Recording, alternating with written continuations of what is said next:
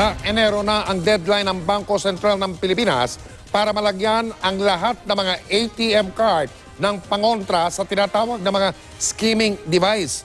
Pero ang mga bangko, hindi pa raw nagbibigay ng ulat kung makakasunod sila sa deadline. Yan ang tinutukan ni Mark Salazar.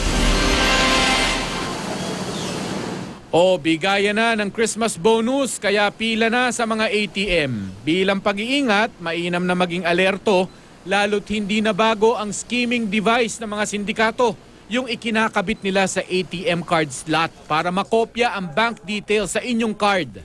Ikaw ba sigurado ka dyan sa card mo hindi nananakawan ng mga skimming device? Ay, hindi ako sure. Oo nga, no?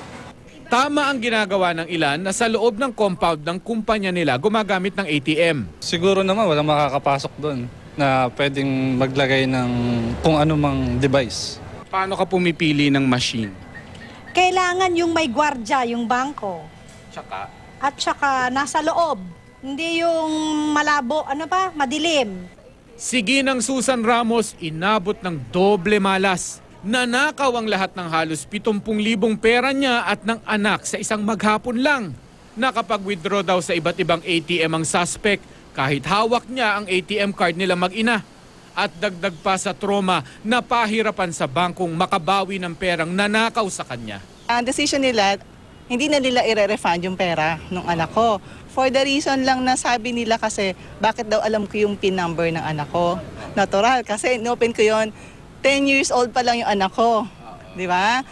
Para kontrahin ang skimming device ng mga sindikato, ipinag-utos ng Bangko Sentral ng Pilipinas sa lahat ng bangko noong pang 2014 na lagyan ng EMV o Europay Mastercard Visa Able Chip ang lahat ng ATM card dahil napatunayang hindi sapat ang seguridad ng magnetic strip lang. Sa Enero na ang deadline sa mga bangko, pero ayon sa BancNet wala pang status report ang kanilang member banks kung makakasunod sila sa deadline. Sabi ng DTI, dapat ang bawat cardholder hingan ang kanilang bangko ng bagong ATM. Puntahan na yung inyong mga bangko at tanungin kailan papalitan yung inyong ATM. Kung sabihin nila, ay depende pa yan sa BSP, siguro the next step is to ask BSP, are you going to extend it or not?